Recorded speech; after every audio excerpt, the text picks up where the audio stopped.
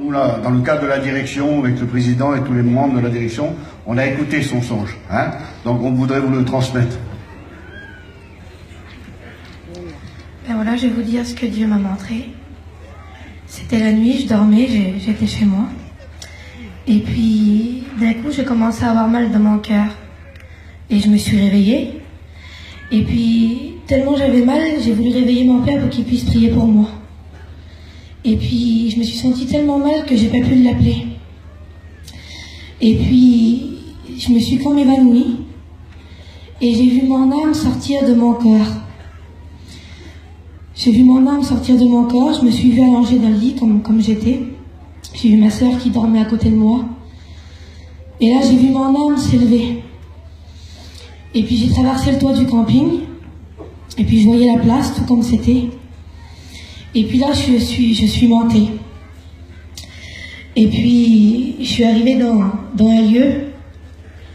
Et puis, ce lieu, je voyais rien, c'était tout noir, je voyais rien du tout. Mais il y a une angoisse qui m'a saisie, je ne peux pas vous expliquer comment.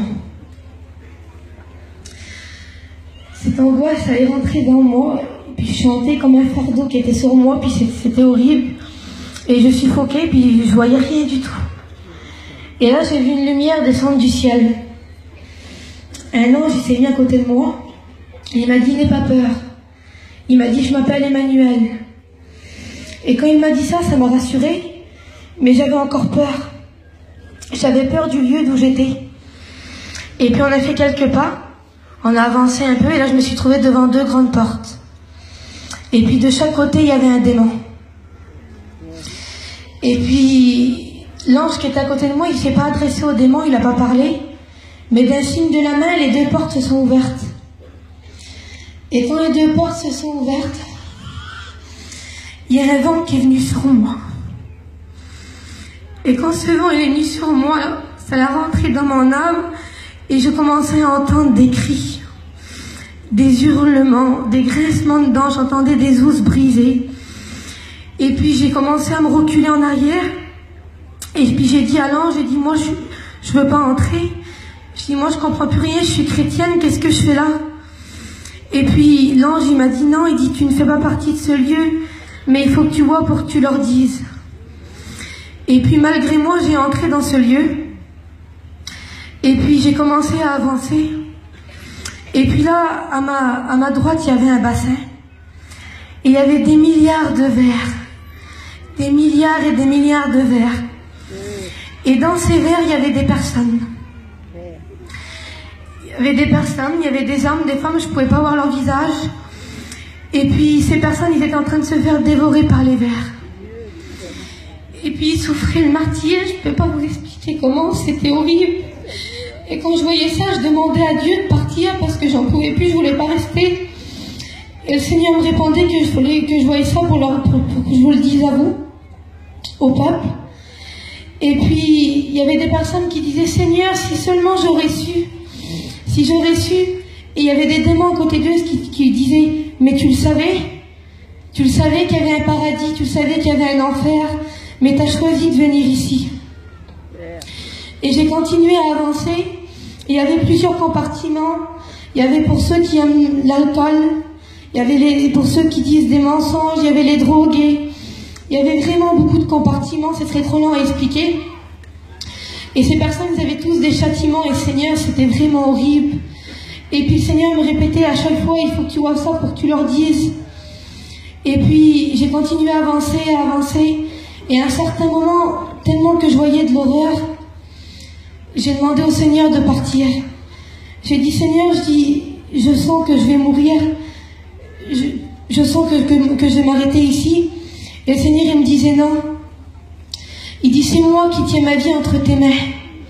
Il dit, et si je te montre ça, c'est parce que tu es assez forte et c'est pour que tu leur dises. Et puis, plus je marchais, plus il y avait des choses, et puis plus de choses. Et à un certain moment, j'ai demandé à Dieu de partir. Et le Seigneur, il m'a dit, on va partir, on va quitter ce lieu. Mais si je te montrais ça, encore une fois, il me le répétait, c'est pour que tu leur dises. Et puis là, je me suis élevée. Et puis je suis partie. Et puis je voyais, en bas, il y avait des millions de personnes. Et puis, je suis partie et là, je me suis retrouvée dans un endroit, c'était tout blanc. Il y avait 2 grandes portes encore devant moi. Ils étaient en or et ils étaient ornés de pierres précieuses. Et puis, de chaque côté, il y avait un ange. Et là, le Seigneur, il n'a pas parlé non plus, puis les 2 portes se sont ouvertes. Et là, à ma gauche, il y avait un jardin. Et il y avait des tonnes de fleurs. Et puis le Seigneur me montrait certaines fleurs que c'était pour la table des noces. Et puis il m'a dit, viens, continue à avancer. Et puis je m'en allais du jardin. Et il y avait des portes. Et sur les portes, il y avait certains noms des apôtres. Il y avait Moïse, Abraham. Et quand je voyais ça, je me précipitais, je voulais ouvrir les portes. Et le Seigneur, il me disait, non, tu peux pas. Il dit, tu les verras, mais pas maintenant. Ils se reposent. Et j'ai continué à avancer, puis il y avait une autre porte qui est marquée lieu de repos. Et je ne pouvais pas y entrer non plus. Et j'ai continué à avancer, puis là je suis arrivée dans une salle, c'était la salle des prières. Et puis là, il y avait des tonnes et des milliards de vases. Il y avait par ordre alphabétique tous les noms des personnes. Et puis je voyais tous ces vases, et il y avait des vases qui étaient tout éclairés, et des vases qui étaient tout ternes. Et je demandais à Dieu, j'ai dit, Seigneur, pourquoi il y en a qui sont éclairés, pourquoi il y en a qui sont ternes?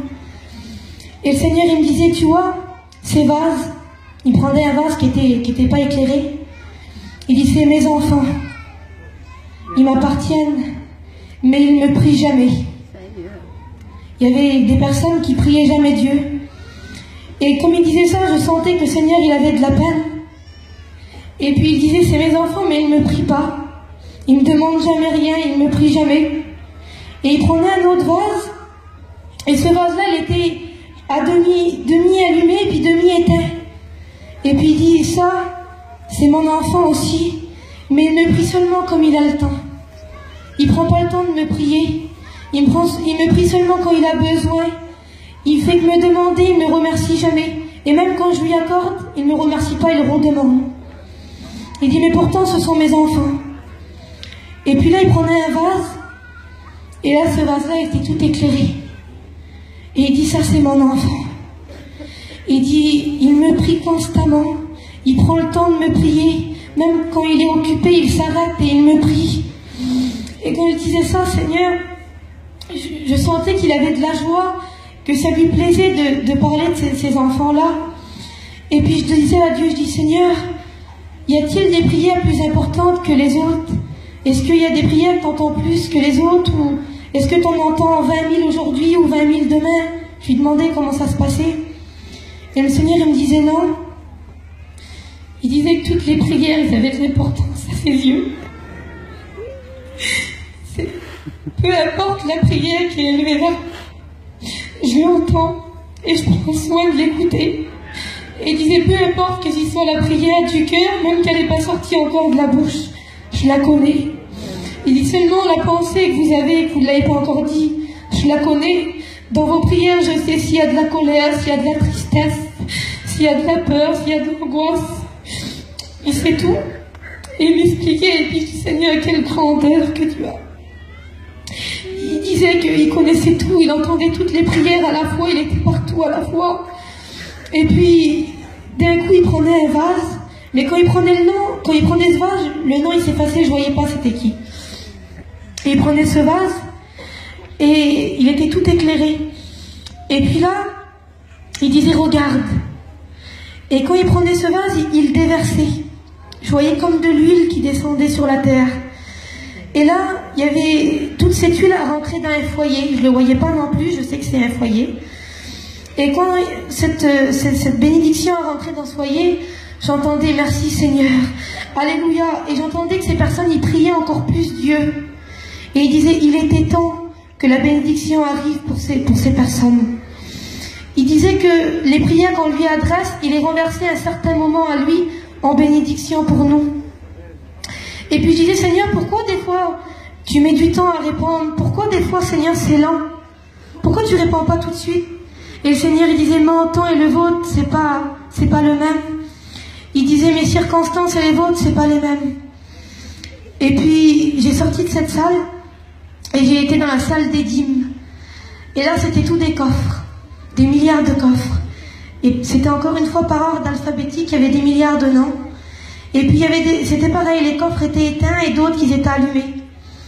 Et puis quand je voyais ces coffres, je croyais tout comprendre. Et puis je disais, Seigneur, ben le coffre là, je dis c'est quelqu'un qui donne beaucoup, puis lui qui donne pas beaucoup.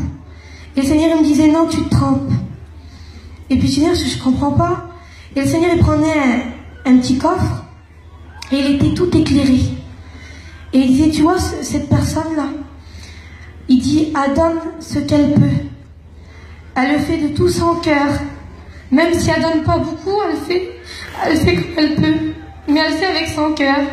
Il dit, et ça m'est agréable. Et puis, il prenait un autre coffre qui était éteint. Et il disait, cette personne-là, elle donne beaucoup. Il disait pas que c'était mal, mais il disait qu'elle faisait pas de son cœur, qu'elle faisait pour se montrer. Et c'était pas agréable à Dieu. Il préférait quelqu'un qui donnait peu, mais avec son cœur.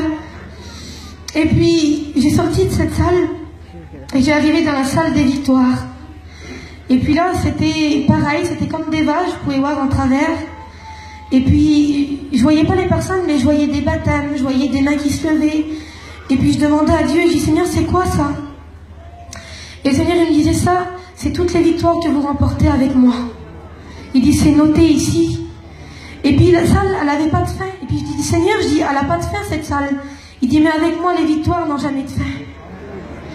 Et puis, quand il disait ça, je comprenais vraiment la grandeur de Dieu. Et puis dans un des vases, je me voyais à moi.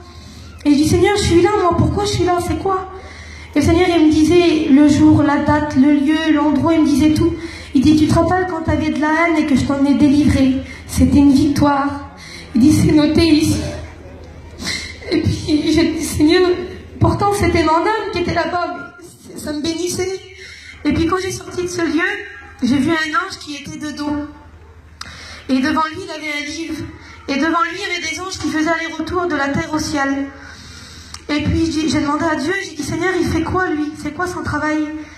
Et il dit, tu vois, il dit, les anges qui viennent devant lui, il dit, ils viennent dire ce que vous faites.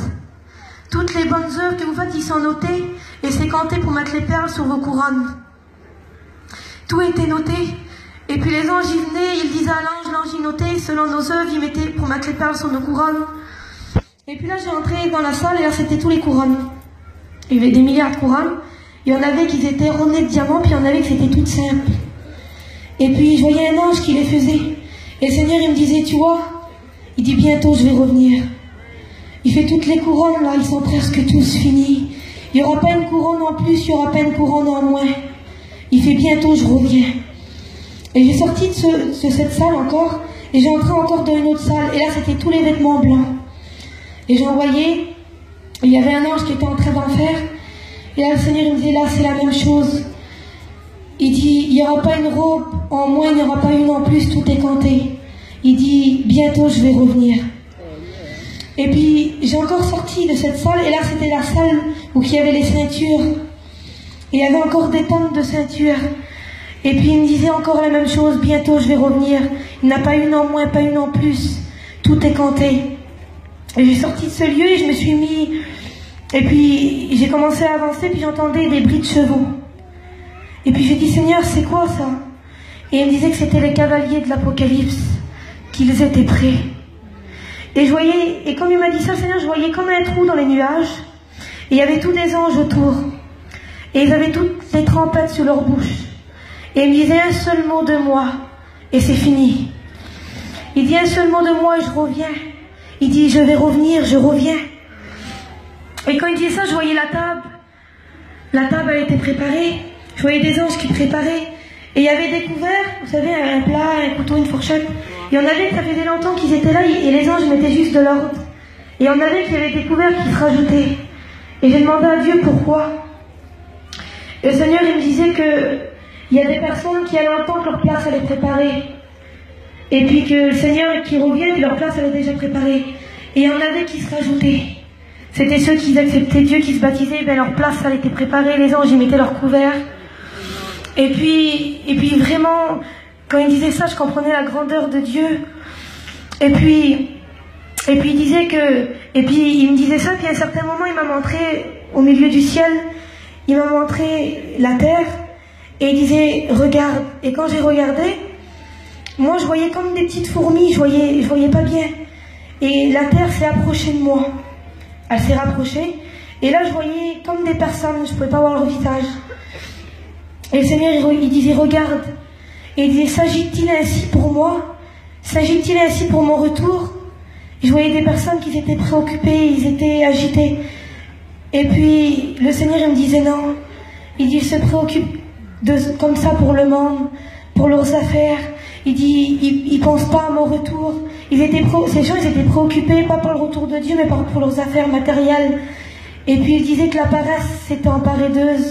Il dit, regarde, c'est mes enfants, puis la paresse s'est emparée d'eux.